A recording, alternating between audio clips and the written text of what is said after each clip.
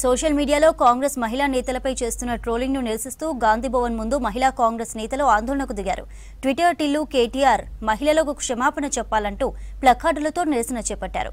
Cinema రంగంలో drugs ను ప్రోత్సహించింది BRS అంటూ ఆరోపించారు. మహిళల పట్ల అసభ్యంగా మాట్లాడితే సహించేది లేదని హెచ్చరించారు.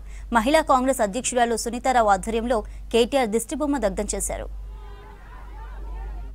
దొంగేడుపు దొంగ కన్నీళ్లు అని మాట్లాడుతున్న కేటీఆర్ కి మహిళలందరినీ కూడా ఈ రోజు కించపరుస్తూ మాట్లాడుతున్నాడు. మొన్న బ్రేక్ డాన్సులు అన్నాడు, ఈ రోజు ఏమన్నాడు, మా మహిళా మంత్రులను ట్రోల్ చేస్తున్నాడు. రేవంత్ రెడ్డి మీద కామెంట్స్ పెడితే ఒక రేటు, సీతక్క మీద కామెంట్ పెడితే ఒక రేటు, కొండా సురేఖక్క మీద కామెంట్ పెడితే ఒక రేటు. డీజీపీ ఆఫీస్లో లైంగిక వేధింపులు అయినప్పుడు స్పందించని కేటీఆర్ ఈరోజు మాట్లాడడం విడ్డూరంగా లేదు. మహిళలను టార్గెట్ చేస్తే ఏ పార్టీ అయినా సరే మేము వదలం వాళ్ళని, మహిళలని గౌరవించి మాట్లాడే సంస్కృతి మీకు ఉండాలి. నీ ఓటమి కారణమై ఈరోజు ప్రతిపక్ష హోదా కూడా కోల్పోనున్నావు.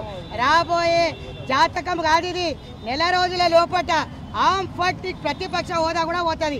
కేటీఆర్